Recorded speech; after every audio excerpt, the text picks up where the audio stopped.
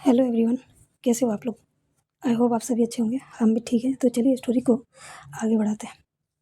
अनया हरिया के साथ हॉल में थी। वो काफ़ी घबराई हुई थी। उसके चेहरे पर वो बेचैनी, आंखों में नमी आकृति के लिए साफ नजर आ रही थी। वो बार बार खुद को कोस रही थी, मैंने ऐसा क्यों किया, मैंने खुद को क्यों नहीं कंट्रोल किया। अगर मैं वो सब नहीं करती तो शायद शायद उसकी आकृति इस हालत में नहीं होती।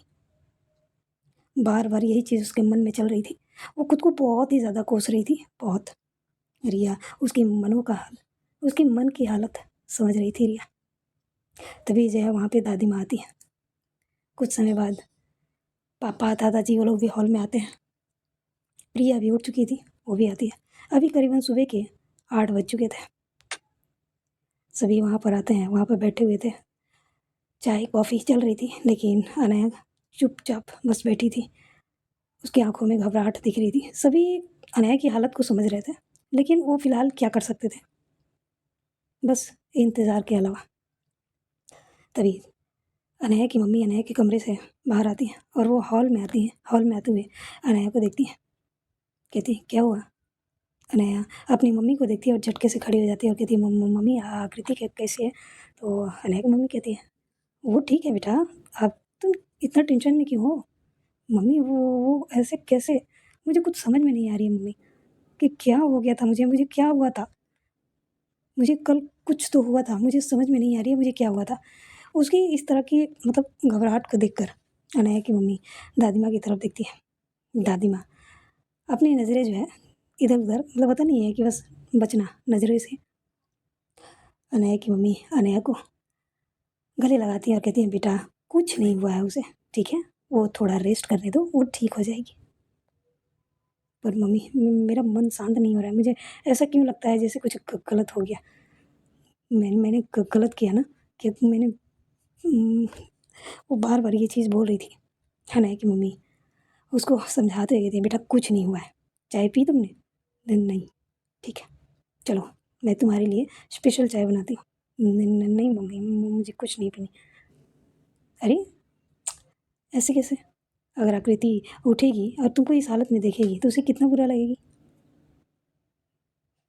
नहीं मेरी आकृति वो जब उठ जाएगी तो मैं उसके साथ ही मैं खा खा पी लूँगा। आप लोग जाओ। तभी पापा उठते हैं, उठ के कहते हैं अनया। हाँ हाँ हाँ पापा इधर आओ। जी जी पापा। अनया अपनी मम्मी को छोड़ती है, अपने पापा के पास जाती है और कहती जाकर अच्छे से फ्रेश हो लो। तुम्हारे मोबाइल पर कब से कॉल आ रही थी, तुमने कॉल रिसीव क्यों नहीं की। अनया थोड़ा चौंक जाती है और कहती है कॉल, मैं मेरे फ़ोन कहाँ है। वो इधर उधर देखने लगती है। तभी मैं कमरे में होगा ना क्या, मैं देख कर आता हूँ। ये बोलकर वो जाने ही वाली होती है कि अनया की मम्मी उसका हाथ पकड़ लेती है और कहती है तुम कमरे में नहीं जाओगी। पर क्यों, मेरा फ़ोन, तुम्हारा फ़ोन यहाँ है। प्रिया पीछे से आवाज़ आई, मेरा फ़ोन तुम्हारे पास क्या कर रहा है। कल रात को तुमने यहीं पे फ़ोन छोड़ दिया था तो मैंने रख दिया था। अच्छा, कि किसका कॉल आ रहा था पापा, देखो। तभी जो है अनया अपना मोबाइल ऑन करती है स्क्रीन और देखती है कि वहाँ पे कम से कम 10 मिस कॉल थे। उनमें 8 मिस कॉल उसके ट्रेनिंग अकाडमी से आई थी, जहाँ पे मास्टर जी लिखा हुआ था। मास्टर जी का कॉल, हाँ तुम्हारे मास्टर जी का कॉल। आज तुम्हारी कंपटीशन है और आज ये कोई फ्रेंडली कंपटीशन नहीं होने वाली है। पर पापा, पर और कुछ नहीं, तुम एक काम करो पहले बात कर लो। अनया हाँ से लाती है और वो तुरंत अपने गुरु, अपने मास्टर को कॉल करती है, जो कि उसके ट्रेनिंग अकाडमी को ट्रेनर थे और कोई आम ट्रेनर नहीं थे। इनके बारे में जानेंगे आगे। अनया उनको कॉल करती है, उधर से बेहद ही सख्त आवाज़ आती है। अनया नमस्ते गुरु जी। इतना इंतज़ार आज पहली बार, क्या बात है। नहीं नहीं वो मेरा मोबाइल ना मेरे पास नहीं था। अच्छा, आपने कंपटीशन रखा है। नहीं कंपटीशन नहीं है ये तुम्हारा टेस्ट है। टेस्ट, हाँ आज मुकाबला होगा तुम्हारे और मेरे बीच। आ जाओ। हाँ हाँ अभी, हाँ अभी। मैं अभी कैसे, मैं अभी नहीं जा सकता। अनया, तुमने एकेडमी ज्वाइन करने से पहले क्या शपथ लिया था? अनया को याद आती है। एकेडमी ज्वाइन करने से पहले वहाँ पे एक संकल्प ली जाती है कि कुछ भी क्यों ना हो जाए, जब जब एकेडमी को उनकी ज़रूरत होगी तब तब उन्हें जानी होगी बिना किसी सवाल के। जब भी उनके ट्रेनर, उनके गुरु उन्हें बुलाएंगे, उन्हें जानी होगी। और भी बहुत सारी चीज़ें थी। अनया कहती, पर मैं अभी नहीं आ सकती, एक्चुअली मेरी फैमिली मेम्बर की तबीयत ख़राब है। गुरुजी हंसते हुए कहते हैं, तबीयत ख़राब है ना, कुछ हुआ तो नहीं है? जल्दी आओ, हम वेट कर रहे हैं, तुम्हारे पास ओनली 20 मिनट है। तो 20 मिनट। और उधर से जो है ट्रेनर जो थे, इनके गुरु, फ़ोन कट कर देते हैं। अनाया की आंखों में आंसू थे। वो अपनी मम्मी की तरफ देखती हुई कहती, मम्मी मैं कैसे जाऊँ आकृति को इस हालत में छोड़ के? अनाया की मम्मी कहती हैं, बेटा आकृति के लिए हम हैं ना, कुछ नहीं हुआ है उसे और कुछ नहीं होगा। जब तुम वहाँ से लौटोगे ना तो वो बिल्कुल ठीक हो जाएगी। बस थोड़ी थकी है, उसे रेस्ट की ज़रूरत है, थोड़ा आराम करने दो, वो ठीक हो जाएगी। पर मम्मी, मैं उससे मिले बिना कैसे? कोई बात नहीं, तुम जाओ। वहाँ नहीं जाओगे तो ये अच्छी बात नहीं है ना, वो तुम्हारे गुरु हैं। हाँ हाँ मम्मी। उसका मन उदास हो जाता है, उसका जाने का बिल्कुल भी मन नहीं था। लेकिन सिचुएशन मतलब इस तरह से पलटी थी कि क्या ही बोले। रात में ये सारी चीज़ें, अनाया बहुत कुछ सोचना चाहती थी इस बारे में। अगर वो सोचती तो शायद उसको ये तक पता चल जाती कि दूध की वजह से उसकी हालत ऐसी हुई थी। लेकिन लोग सिचुएशन इस तरह से चेंज कर रहे थे कि अनाया को कुछ सोचने समझने का मौका ही नहीं मिल रहा था। और कहीं न कहीं ये सब कुछ इनकी फैमिली के कारण ही हो रहा था। ये सारा प्लान इनकी फैमिली की ही थी कि अनाया को किसी भी तरह से घर से बाहर भेज दिया जाए। और परीक्षा भी तो लेनी थी ना कि अनाया के शरीर में आकृति की जो शक्ति, जो ऊर्जा समाई है, वो किस हद तक, आखिर ये आध्यात्मिक शक्ति भले ही किसी के शरीर में चली जाती है लेकिन उसे जागृत करनी पड़ती है। और अनाया की खुद की भी तो पावर्स थी ना, उन्हें भी जागृत करनी थी। अनाया जो ये बच्चों की तरह बिहेव करती रहती है, उसका दिमाग अभी भी कहीं ना कहीं अपने परिवार के छोटे बच्चे जो होते हैं ना, कि जैसे कि माँ के लिए हम छोटे बच्चे हैं तो बस उसी तरह से रिएक्ट करेंगे। और घर की लाडली होने के कारण वो बच्चों की तरह ही ज़्यादातर बिहेव करती थी अपनी फैमिली के साथ। मेच्योर तो थी लेकिन वो मेच्योरिटी घर में दिखती नहीं थी कभी भी, वो सिर्फ बाहर लोगों के लिए थी। तो पता ही नहीं चलता था कि अनाया किस हद तक आगे जा सकती है किसी चीज़ को लेकर। अभी उसकी ऊर्जा जो थी, आकृति की जो ऊर्जा उसके शरीर में गई थी, उसको भी जागृत करनी थी। और साथ ही साथ उसकी खुद की जो पावर्स थी उसे भी जागृत करनी थी। उसके लिए साधना करनी थी अनया को। और साधना करने के लिए उसे अपनी फैमिली से कुछ समय के लिए दूर जानी पड़ेगी। और सभी जानते हैं वो आकृति को छोड़कर कहीं भी जाएगी नहीं। तो इस तरह से लोग सिचुएशन बना रहे थे कि वो ना चाहते हुए भी वो मजबूर हो जाए वो वहाँ से जाने के लिए। हालांकि किसी भी फैमिली को अपने बच्चे से खुद को दूर कर लेना किसी को अच्छा नहीं लगता है। अगर अपने बच्चे की जान की फ़िक्र ना होती, उनकी फैमिली, उन लोगों की फ़िक्र ना होती जो लोग इसी इंतज़ार में हैं कि उनका रक्षक आएगा और उन्हें यहाँ से मुक्त करेगा, उन्हें मुक्ति की राह पर लेकर जाएगा। और अनाया को ही ये सारी चीज़ें करनी थी। और उसके लिए अनाया की शक्ति, उसकी पावर्स जागृत होना बहुत ज़रूरी थी। और उसके लिए उसे साधना करनी थी, ट्रेनिंग करनी थी, सब कुछ। और कहीं ना कहीं इनके जो फैमिली गुरु थे जो कुछ टाइम पहले आए थे, वो इन सारी चीज़ों में उनके मार्गदर्शक बने हुए थे। वो सब कुछ वही कर रहे थे। अनाया कहती है, ठीक है, मैं एक बार आकृति को देख कर आती हूँ। ये बोलकर वो कमरे की तरफ जाने लगती है। लेकिन तभी उसके पिता की सख्त आवाज़ आती है। अनयन। अनया के पैर वहीं पे रुक जाते हैं। उसके पिता कहते हैं, जब तुम अपनी मैच जीत कराओगी, अपने गुरु को हरा कराओगी, तब जाकर तुम आकृति से मिलोगी।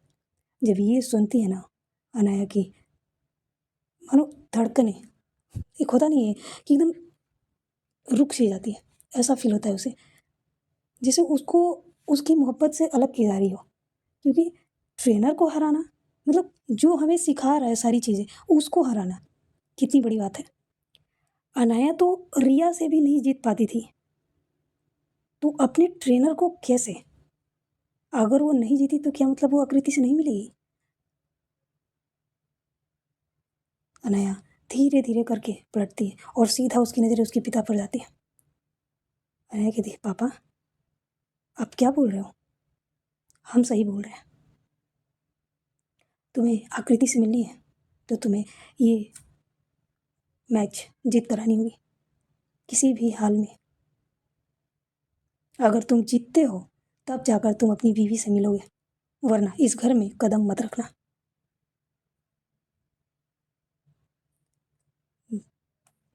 अनाया की आंखों में आंसू आ जाते हैं। वो अपनी माँ को देखती है, उनकी माँ सिर झुकाए वहीं पर खड़ी थी। फिर अपने दादी को देखती है, दादी की भी नज़रें झुकी हुई थी।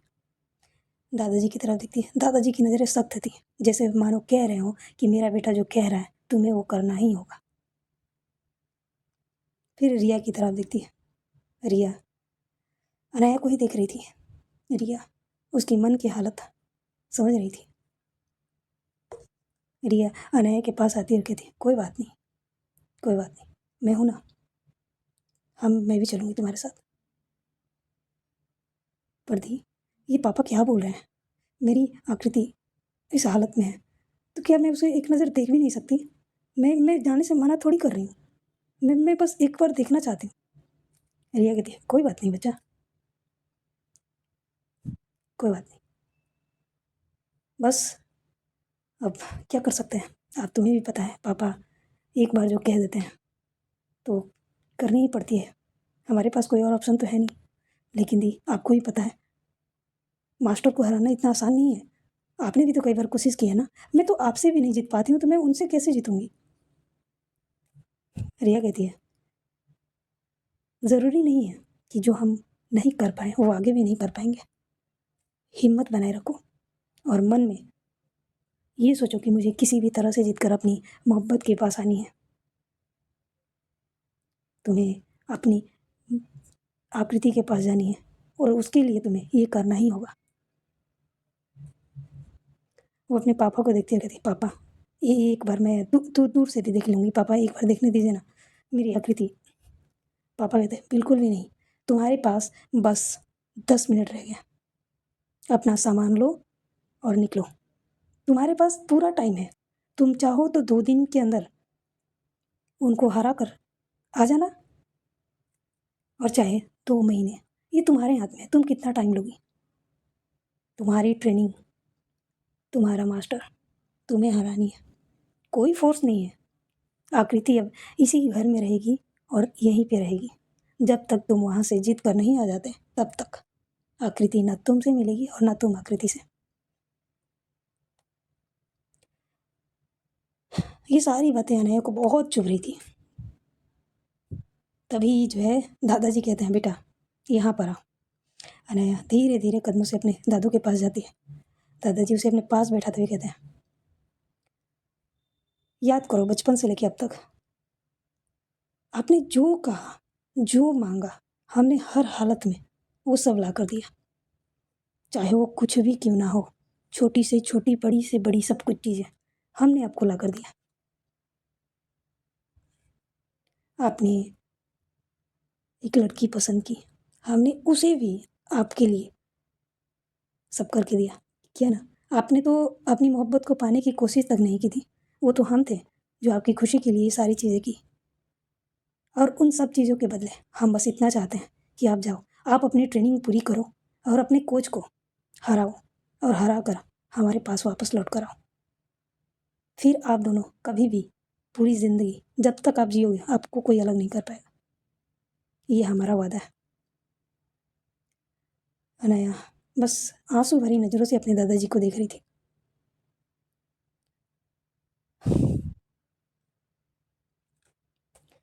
अनया के पापा एक बार फिर से सख्त लहजे में कहते हैं, अनया समय बहुत तेज़ी से निकल रहा है, तुम्हें अभी के अभी यहाँ से निकलनी होगी। अनया की मम्मी कहती है, पर कुछ खा लेने दीजिए, बच्चे ने अभी तक कुछ खाया नहीं है। बस बहुत हो गया, इसका खाना पीना सब वहीं पर होगा, अब ये यहाँ पे नहीं रहेगा, इसे यहाँ से जाना होगा। पर पापा प्लीज़, मैं कुछ कुछ देर बाद ज़रा भी नहीं, तुम्हारे पास अब 7 मिनट रह गए हैं। रिया, हाँ हाँ हाँ पापा, जाओ जाकर इसके सामान बांधो।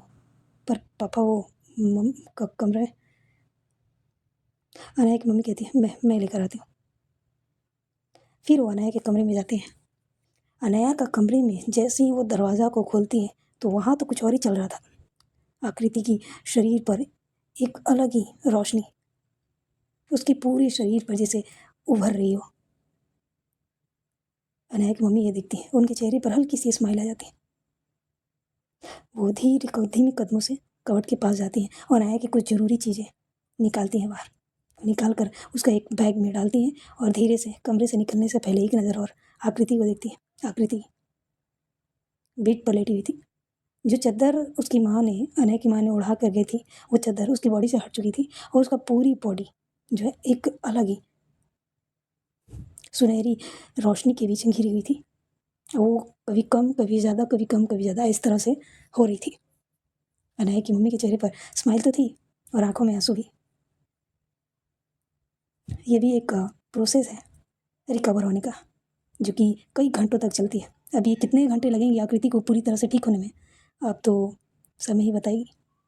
और यहाँ अनाया की जाने की सारी तैयारियाँ हो चुकी थी।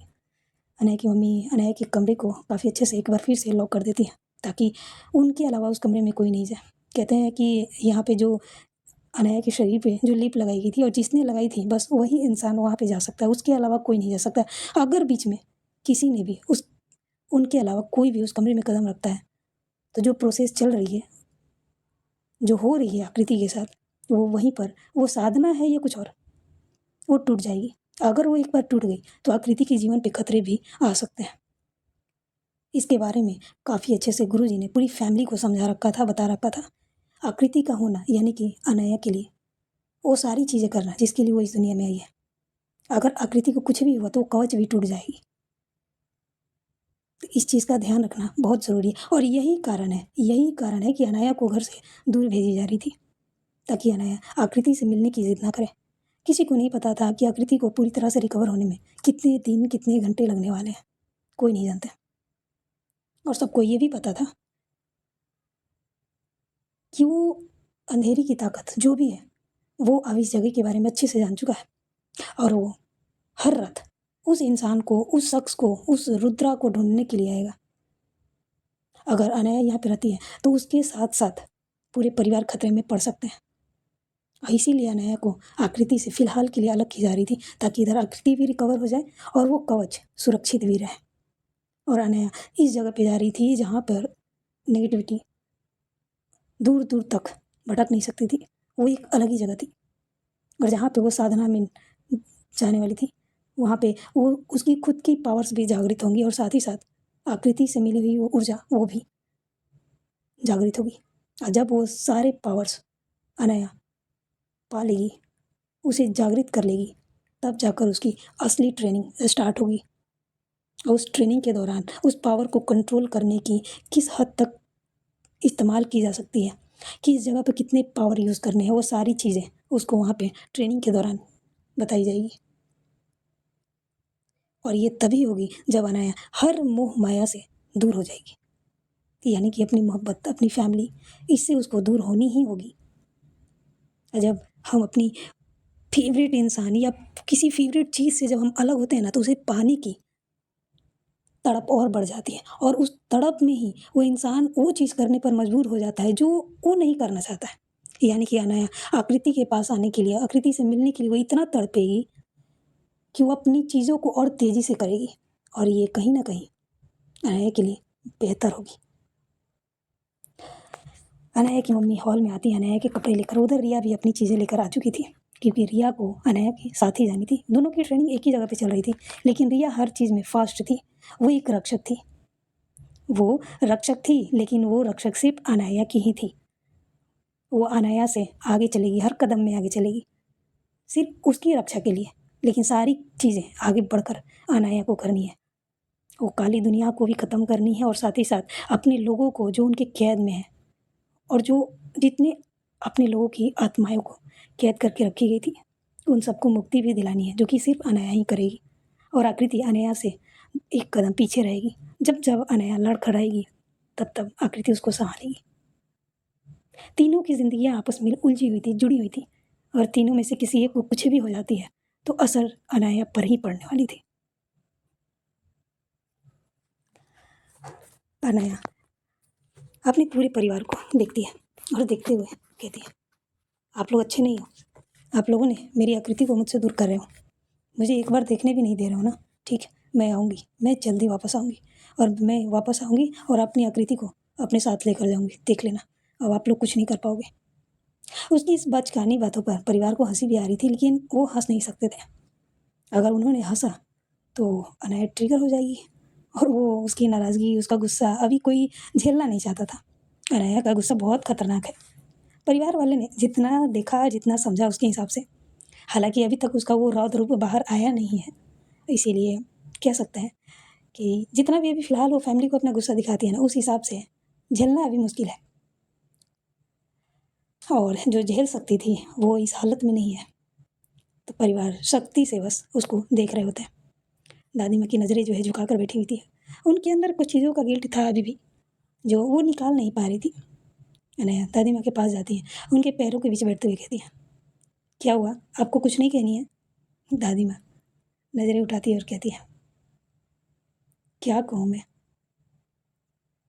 क्या कर सकते हैं, तुम्हें भी पता है तुम्हारे दादाजी और तुम्हारे पापा के आगे हमारी चलती कहाँ है। अनाया की आंखें बड़ी हो जाती है और कहती है, अच्छा ये बोल कौन रहा है? मतलब क्या लगता है आपको, ये यहाँ पे मैंने यहाँ पे मेरे माथे पर लिखा हुआ है कि मैं बेवकूफ़ हूँ? दादी माँ थोड़ा चौंक जाती हैं और कहती कि क्या मतलब मुझे अच्छे से पता है ये सब आप मिले हुए हो। और रही बात पापा और दादाजी की, तो वो तो आप लोगों के गुलाम हैं। जब ये बोलती है ना डायरेक्टली, तो पापा और दादाजी की आंखें बड़ी हो जाती है कि क्या क्या बोल रही हो? मैं क्या बोल रही हूँ? इस घर में किसी से छुपा हुआ नहीं है। इस घर पर आज सिर्फ घर की औरतों का चलता है, आप लोगों का कुछ नहीं चलता है। यानी कि आप लोग मेरे साथ फोर्स कर रहे हो, तो मतलब यही है कि आप सब मिले हुए हो। और कहीं ना कहीं वो मास्टर, वो भी मिले हुए हैं। आई नो कि मैं अभी उनको हरा नहीं सकती, पर कोई ना, एक दिन आएगा, देख लीजिएगा, एक दिन आएगा मैं उन्हें बुरी तरह से हराऊंगी। ये बोलते हुए वो उठती है, उठकर अपना बैग उठाती है और घर से बाहर निकलने लगती है। लेकिन जैसे ही वो चौखट पे पड़ती है, पता नहीं कि उसके कदम वहीं पे रुक जाता है, और एक बार पीछे पलट कर अपने कमरे की तरफ देखती है। उसकी आंखों में आंसू थे।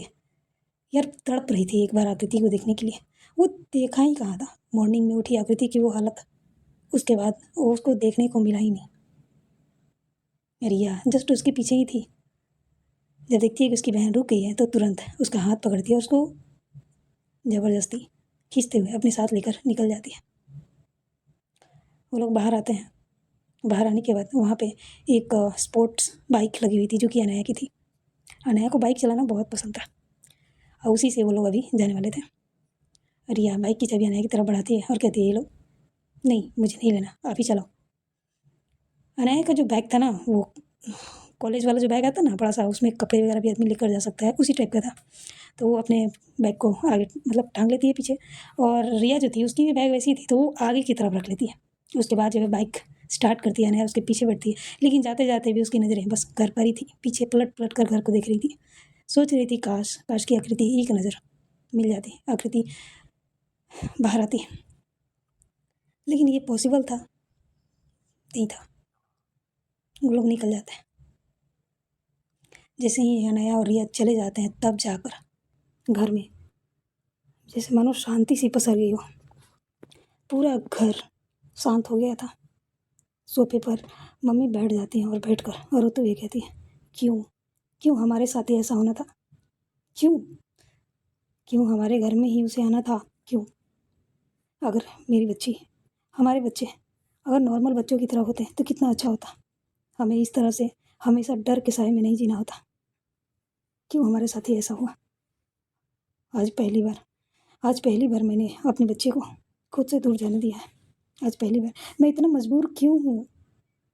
क्या वो काम हम नहीं कर सकते जो हमारे बच्चे करेंगे? काश काश कि मैं वो कर पाती। कम से कम ये डर तो नहीं होता ना अपने बच्चे को खोने का। वो तड़प रही थी अंदर से। माँ थी ना, सभी 9 महीने गर्भ में धारण करते हैं, उसके बाद वो बच्चा इस दुनिया में आता है अपनी माँ के शरीर कि एक एक कतरा खून को सींचते हुए बाहर आता है। वो माँ कितनी तड़पती होगी जब उसे हर पल ये डर सताता होगा कि उसके बच्चे की जान खतरे में है, वो कभी भी कुछ भी हो सकता है। मतलब एक कैसी तड़प होगी। अनया की मम्मी की हालत को देखकर अनया के पापा उनके पास जाते हैं और उनको उनके हाथों को पकड़ते हुए कहते हैं, तुम्हें तो गर्व होनी चाहिए अपने कोख पर, खुद पर, कि तुमने एक आम इंसान को जन्म नहीं दिया है। तुमने दो दो ऐसे शक्तियों को जन्म दिया है जो ये दुनिया सोच भी नहीं सकती है। हमने कथा कहानी में सुना है, हालांकि हमने जानते नहीं है, देखे नहीं है, लेकिन सुना है कि जब धरती पे भगवान आए थे तो क्या हुआ था, उन्होंने क्या किया था, कैसे धर्म का स्थापना किया था, किस तरह से अच्छाई की जीत बुराई पर हुई थी, किस तरह से ये सारी चीज़ें हुई थी। तुम्हें तो गर्व होनी चाहिए खुद पर भी और अपने बच्चों पर भी कि वो इस दुनिया से अच्छाई को जीत दिलाने के लिए, बुराई को ख़त्म करने के लिए, अंधेरे को ख़त्म करने के लिए, रोशनी को लाने के लिए इस दुनिया में आए हैं। तुम्हें इस चीज़ पे गर्व होनी चाहिए। क्या करूं, क्या करूं मैं, किस बात की गर्व करूं? इस बात की कि मेरे गर्भ से एक शक्ति ने जन्म लिया है। मैं इस बात पे गर्व करूं कि मैं पल पल इस डर के साए में रहती हूँ कि कब कब मेरे आंचल से मेरा बच्चा छूट ना जाए। मेरे मन में हमेशा ये बात डर डर की तरह बैठ चुकी है, कहीं मेरे बच्चे को कुछ हो ना जाए। मैं सच कह रही हूँ। मैं कई बार ये मैं सोचती हूँ, काश काश कि मेरा बच्चा दूसरे बच्चों की तरह, दूसरे माँ बाप के बच्चों की तरह नॉर्मल बच्चा होता। ये डर हर पल मेरे अंदर नहीं ना सताती, ना जाने आगे क्या होगा। दादाजी कहते हैं कुछ नहीं होगा, कुछ नहीं होगा। जब तक आकृति है अनया को कुछ नहीं होगा। अगर आकृति को कुछ हो गया तो सब चुप हो जाते हैं। अगर आकृति को कुछ हो गया इन सारी चीज़ों में तो क्या? दादी माँ कहती हैं अगर आकृति को कुछ भी हुआ तो समझ लेना अनाया का बचना नामुमकिन है। आकृति है तो अनाया है, आकृति है तो अनाया हर वो लड़ाई जीत सकती है जो इस रोशनी पर अंधेरे ने कब्जा करके रखा है। अनाया की मम्मी कुछ नहीं कहती, वो चुप हो जाती है। अब वो क्या ही बोल सकती हैं? मतलब उन्होंने बच्चे को जन्म दिया है, किसके लिए? किसके लिए जन्म दिया है? दूसरों के लिए। उसकी डोर किसके हाथ में बंधी है? आकृति के हाथ में। आकृति के जीवन से उसकी जीवन रेखा बन चुकी है। वो हर एक लड़ाई जीतेगी जो उसे अच्छाई की ओर लेकर जाएगी और बुराई को ख़त्म करेगी। लेकिन जब जब आकृति कमज़ोर पड़ेगी या जब जब आकृति घायल होगी या उसे कुछ होगा तो उसका असर सीधे अनाया पे पड़ेगा, क्योंकि आकृति उसकी कवच है और कवच के टूटने का मतलब है रक्षा कवच टूट जाना, और रक्षा कवच टूटने का मतलब है कि सब कुछ खत्म। अनाया को ख़त्म करना बेहद ही आसान हो जाएगा। आज तक अनाया को छुपा के रखी गई थी, और जैसे ही अनाया और आकृति का मिलन हुआ, उनकी शादी हुई, वो उन सभी की नज़रों में आ चुके हैं जिससे ये अनाया को छिपाया जा रहा था। अब इसका कोई मतलब ही नहीं बनता है अनाया कहीं पर भी रहे, इसका अब कोई मतलब नहीं बनता है कि जब तक आकृति सही सलामत है तब तक अनाया सेफ है, इसे हम मान सकते हैं। अब आकृति को खुद को मजबूत बनानी होगी हर एक एंगल से, शरीर से भी, आत्मा से भी खुद को मजबूत बनानी होगी।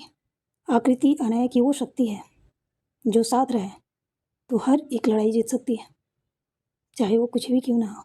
अगर वो शक्ति दूर हुई तो कुछ भी हो सकती है। कह सकते हैं, इतना हम मान सकते हैं कि अनाया के लिए आकृति उसकी पावर भी है और उसकी कमज़ोरी भी। कमज़ोरी अगर अलग होती है तो इंसान टूट जाता है, अगर वो साथ रह के कदम से कदम मिलाकर चलेगी तो उसकी सबसे बड़ी ताकत बनेगी। अदर अनाया अपनी उदास नज़रों से पीछे छूट रहे रास्तों को देखते हुए रिया से कहती है, दी आकृति को कुछ होगा नहीं ना? रिया कहती, पागल हो, क्या होगा? नहीं दी, मैंने जिस हालत में उसे सुबह देखा ना, मुझे बहुत डर लग रही है। किस बात का डर? आकृति से दूर होने का। कुछ नहीं होगा उसे। अगर ऊपर वाला तुम दोनों को अलग ही करना होता तो एक करते ही नहीं, और जब एक किए हैं तो अलग करेंगे नहीं। तुम चिंता मत करो, कुछ नहीं होगा। आई होप यही हो।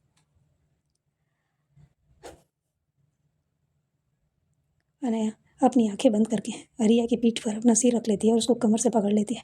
रिया के चेहरे पर स्माइल आ जाती है। रिया मनी मन कहती है,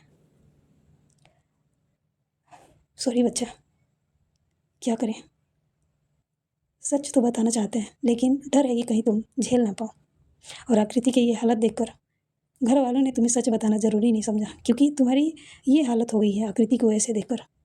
जब तुम्हें पूरी सच्चाई पता चलेगी हमारे बारे में, हमारे अतीत के बारे में और आने वाले कल के बारे में, तो क्या तुम उसे संभाल पाओगी? इसीलिए हमने तय किया है कि सबसे पहले तुम्हारी ट्रेनिंग कंप्लीट की जाए और तुम अपनी पावर्स को जागृत कर लो, उसको संभालना सीख जाओ, उसको यूज़ करना सीख जाओ। उसके बाद हम तुम्हें ये सारी सच्चाई बताएंगे ताकि तुम्हारा दिमाग उसे ऑब्जर्व कर सके, संभाल सके। और आकृति आकृति तुम्हें छोड़कर कैसे जा सकती है? वो तो खुद तुम्हारे अंदर तुम्हारे कवच के रूप में है।